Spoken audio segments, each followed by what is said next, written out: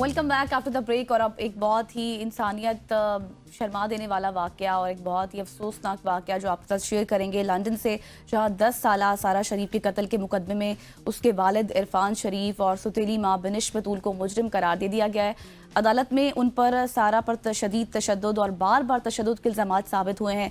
सारा की लाश अगस्त 2023 में विकिंग के इलाके में उनके घर से मिली थी। कत्ल के बाद खानदान पाकिस्तान आ गया था, लेकिन बाद में दुबई से वापसी पर लंदन के गेटवे के एयरपोर्ट पर गिरफ्तार कर लिया गया था। छोटी सी सारा 10 साला बच्ची, लेकिन उनकी सारी जिंदगी अजियतों से, जख्मों से और परेशानियों से भरी हुई थी।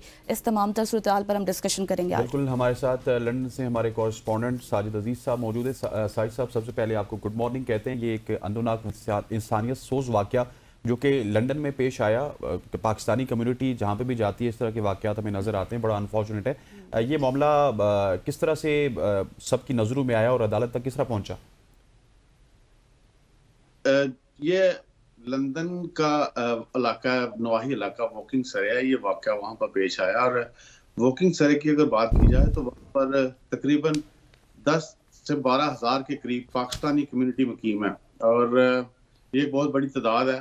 और इससे पहले ये जो इस तरह के जो वाकया हैं उस इलाके में बिल्कुल भी जो है वो इतने रिपोर्ट नहीं हुए, लेकिन ये एक अपनी नौयत का एक बड़ा संगीन वाकया था कि 10 साला जो बच्ची थी सारा शरीफ, उसकी लाश जो है वो घर से बरामद हुई और ये पाकिस्तानी फैमिली थी। ये एक तमाम कम्युनिटी के लिए बड़ी अफसरदा खबर थी जब पुलिस ने इस बात को इन्वेस्टिगेट किया। जो मतलब उसके करीबी हल्का अहबाब थे, हमसाये थे, उनसे सारा जो है वो पता किया गया इस केस के हवाले से।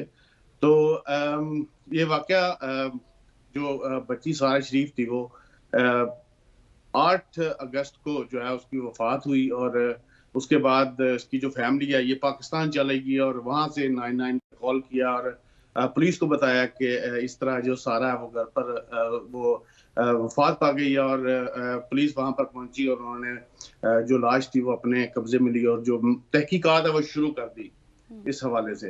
अगर बात की जाए इरफान शरीफ की, तो इरफान शरीफ पाकिस्तान से बतौर स्टूडेंट यहाँ पर आए थे और उन्होंने तकरीबन कह सकते हैं 2009-10 में यहाँ पर शादी की। उस वक्त वो उनके पास स्टडी वीज़ा था और जिसके साथ उन्होंने शादी की वो यूरोपियन नेशनल थी और उसके बाद यूरोपियन नेशनल थी वो। और ये जो सारा ये 13 जनवरी 2013 को पैदा हुई है। स्लाओ हॉस्पिटल है यहाँ पर।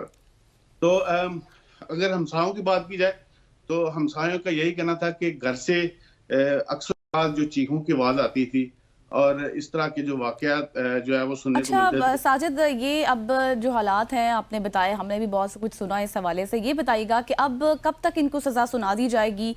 और मुझे नहीं पता कि जब उनके वालिद अदालत में पेश हुए तो उनको किस बात ने अंदर से तोड़ा, शायद इस खौफ ने कि अब आगे बचने का कोई रास्ता नहीं है, या फिर इस खामोशी ने कि अब उनको पता था कि ये जो खौफ है वो दबाव उनका बाहर आ गया कि अब मुझे सच बोलना चाहिए। किस तरह से उन्होंने एतराफ़ किया और ये सज़ा कब तक सुना दी जाएगी? ये 17 दिसंबर को सुना दी जाएगी। एक हफ्ता ये केस चला अदालत में और उसके बात की जाए तो 6 दिन जो है इरफान शरीफ जो है वो टाल मटोल से काम लेते रहे। कभी इधर की बातें करते रहे, कभी किसी पे मामला डालते रहे, लेकिन जो 7वां दिन था अचानक जो है वो उन्होंने कहा जी मैं कुछ कहना चाहता हूँ और मतलब है कि चीख वो मतलब उन्होंने इतराफ किया कि जी हाँ मैं ही सारा शरीफ के कत्ल का जिम्मेदार हूँ और मेरी वजह से जो है वो मेरी बेटी जो है वो मरी है और सारा इल्जाम उन्होंने अपने साथ पर ले लिया। लेकिन साजिद साहब, क्या उन्होंने ये बताया कि किस वजह से उन्होंने अपनी इतनी प्यारी नन्ही मुन्नी बेटी को कत्ल किया? एक बड़ा सफाकाना अमल है। बिल्कुल जी, एक बड़ा सफाकाना अमल है। इस पर जो सारी कम्युनिटी है वहाँ वो भी यहाँ में तशवीश का शिकार है। उन्होंने यही कहा कि जो डिसिप्लिन है उसको हरगिज़ वो कत्ल नहीं करना चाहते थे, मारना नहीं चाहते थे, लेकिन जो है वो उनके हाथ से ये जाने में ये जो हुआ है लेकिन अगर बात की जाए इस हवाले से कि सारा शरीफ की जब लाश मिली तो उन पर जख्मों के बहुत ज्यादा निशान थे, जो ये वाज़ह करते थे कि इस पे पहले भी तशद्दुद होता रहा है घर में और कई दिनों से होता रहा है। उसको स्कूल से भी जो है वो हटा लिया गया था, घर से ही तालीम देनी शुरू कर दी गई थी उसको। और जो पड़ोसी हैं वो भी इस बात की निशानदेही करते थे कि इस घर में इतने बच्चे हैं लेकिन सारा ही क्यों नकाब करती है। और नकाब के पीछे जो हिजाब है, सॉरी हिजाब के पीछे वो जख्मों को छुपाने की कोशिश जो है वो किया करते थे। और बिल्कुल इरफान शरीफ ने अदालत में ये कबूल किया कि जी बिल्कुल मेरी वजह से जो है वो मेरी बच्ची जो है वो इस दुनिया से चली गई है और इसका कसूरवार मैं हूँ। सही ठीक हो गया Thank you साजिद so साहब, much. Thank you so much for joining us. Sajid साहब जो कि इस हम वक्त यही कहेंगे कि अब और कितना नीचे गिरोगे, क्योंकि she is at the hands of her father, step mother and uncle, किस तरह से उन्होंने जो है वो उस बच्ची के साथ जुल्म किया। ऐसी बहुत सी दास्तानें हमारे सामने मौजूद है, लेकिन ऐसे लोगों के करार वाकई सज़ा दिलवानी चाहिए और लाना चाहिए सबके सामने, जिस तरह से वो ये कत्ल करते हैं और ख़ुद भी उनका ज़मीर नहीं कामता, जिस तरह से वो हरकतें कर लेते हैं और जिस तरह बच्ची पर तशद्दुद, वेरी अनफॉर्चुनेट। बिल्कुल ऐसे आगे बढ़ते हैं और सांस के हवाले से बात करते हैं। सांस के अमराज में तशवीशनाक हद तक इजाफा हुआ है। कराची में मौसम सरमा के आगाज़ के साथ ही सांस की बीमारियों की केसेस में तशवीशनाक इजाफा देखा जा रहा है। माहिरीन के मुताबिक हवा के खराब मयार, बढ़ती आलूदगी और गुर्बत इस सूरत हाल की बड़ी वजूहात हैं। अस्पतालों में नमूनिया, दमा और दीगर बीमारियों के मरीजों की तादाद में नुमाया इजाफा देखा जा रहा है। जी हाँ, तो इसी मुतालिक हम आज बात करेंगे। हमारे साथ कौन मौजूद होगा हसनैन? हमारे साथ कराची से ही अब डॉक्टर कैसर सज्जाद साहब मौजूद है। डॉक्टर साहब, thank you so much for joining us. ये बताइएगा कि ये जो जितने भी सांस के प्रॉब्लम से रिलेटेड, क्योंकि ये बड़ा तशवीशनाक अमल है, सांस ही आपको मेरे ख्याल है कि सबसे मेन आपकी जो चीज़ है वो सांस ही है। आलूदगी भी बहुत ज़्यादा बढ़ी है, तो इसकी मेन वजूहात क्या है? बिस्मिल्लाहिर्रहमानिर्रहीम। बहुत शुक्रिया आपका। एक्चुअली सांस का जो अमल है, जो रुकावट है या जो डिफिकल्टी है, सांस लेने में जो मुश्किलात होती हैं वो बाद में होती है।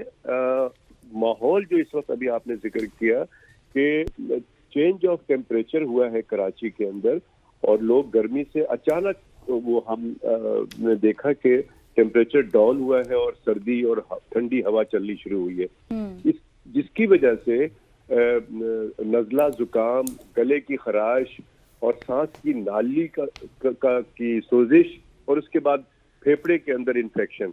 तो ये एक सिस्टम है और सिस्टम इस वजह से है कि यहाँ पे पॉल्यूशन बहुत ज्यादा है। अब पॉल्यूशन क्यों है कि गाड़ी का धुआं जो निकल रहा है वो सारा टॉक्सिक धुआं होता है, फैक्ट्री का धुआं है, फिर कराची के अंदर जो तकरीबन 30,000 टन रोजाना कचरा जनरेट होता है और जिसे कि उठाया नहीं जाता प्रॉपर तरीके से। तकरीबन 60% उठाया जाता होगा उसको और वो जाकर उसको कहीं पे डंप किया जाता है और 40% या 35-40 या 45% कचरा शहर में ही रहता है जिसे जलाया जाता है। जब जलाते हैं तो वो माहौल में, फिजा में वो आलूदगी पैदा करता है। तो ये सारी चीजें मिलकर फिजा को आलूदगी करती है। फिर जनरेटर जहाँ पे बहुत सारे आ गए हैं, जगह जगह पे जनरेटर, बड़े बड़े जनरेटर रखे हुए हैं दुकानों के आगे और दूसरी जगहों पे, तो उसका जो धुआं निकलता है वो भी माहौल को आलूदा करता है। तो ये तमाम चीजें मिलकर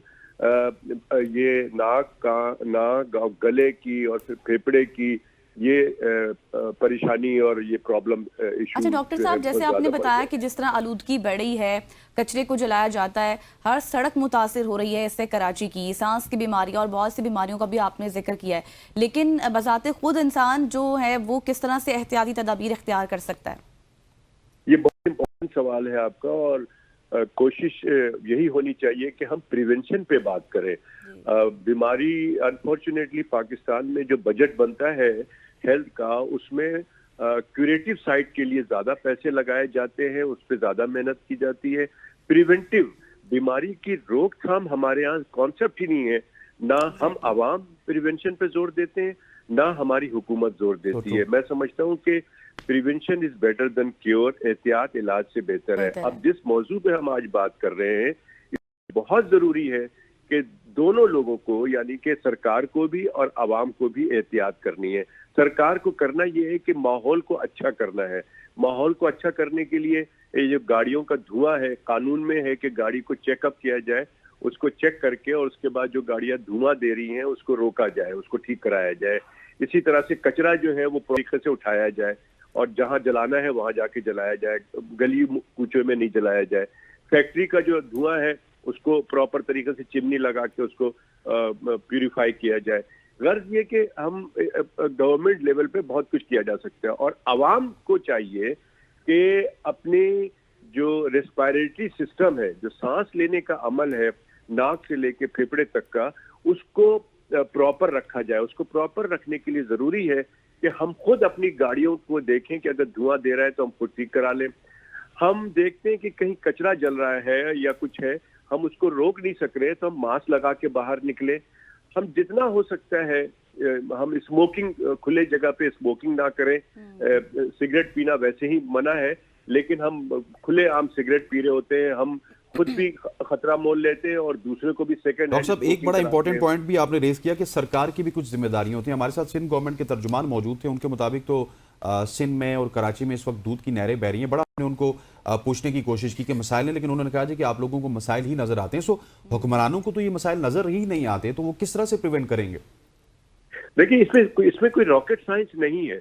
मैं समझता हूं कि आप अगर कराची में, सिर्फ मैं गाड़ियों का धुआं की बात करूं जिसमें से लेड निकलता है, लेड, और जो लेड है ये आईक्यू लेवल खराब करता है। जो बच्चों की जो याददाश्त है, आईक्यू लेवल वो बहुत नीचे चला जाता है। तो अगर सिर्फ और सिर्फ एक कानून में है कि जो गाड़ी धुआं देती हुई गाड़ी जो है वो रोड पे नहीं आनी चाहिए, तो अगर सरकार सिर्फ ये जो बसेस हैं, जो पुरानी बसेस हैं, ये जो टैंकर गुजर रहा है उसका धुआं है, तो ये चीजें जो है अगर वो देख ले, इनको सही कर ले तो बड़ा काम हो जाएगा। फिर सरकार अगर कचरा ना जलाए, गलियों कूचों में कचरा प्रॉपर तरीके से उसको उठाया जाए, जो एक सिस्टम होता है कि घर घर से कचरा लेके और जो जहाँ पे लैंडस्लाइड के पास जाके वहां पे सब कचरा डंप किया जाए और उसको वहां पे जलाया जाए, तो फिजाई आलूदगी खत्म हो सकती है। तो सरकार की जिम्मेदारी तो है, और जो कि वो नहीं हो पा रही है प्रॉपर तरीके से। मैं समझता हूँ कि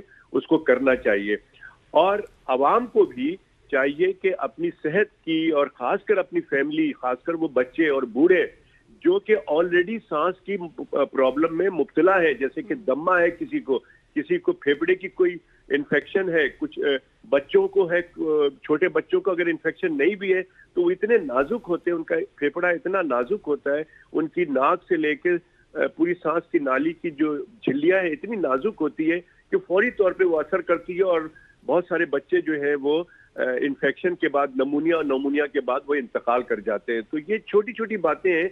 बहुत से बच्चे को कराची में जो हवा चल रही है आजकल, स्कूटर के बिल्कुल सामने बैठाते हैं और उसको सामने पूरी हवा लग रही होती है, बच्चे ने कोई गर्म कपड़ा भी नहीं पहना हुआ होता है, तो ये एक खतरनाक अमल है। तो ये छोटी छोटी एहतियाती तदाबीर है जो कि मैं समझता हूँ कि इसको इज्तनाब करें तो अपनी सेहत को बेहतर रख सकते हैं। फिर इस मौसम में भी लोग, क्योंकि ठंडा और खट्टा गर्मी में चल रहा होता है, तो ठंडी चीजें, ठंडी मशरूबात का इस्तेमाल भी कर रहे होते हैं।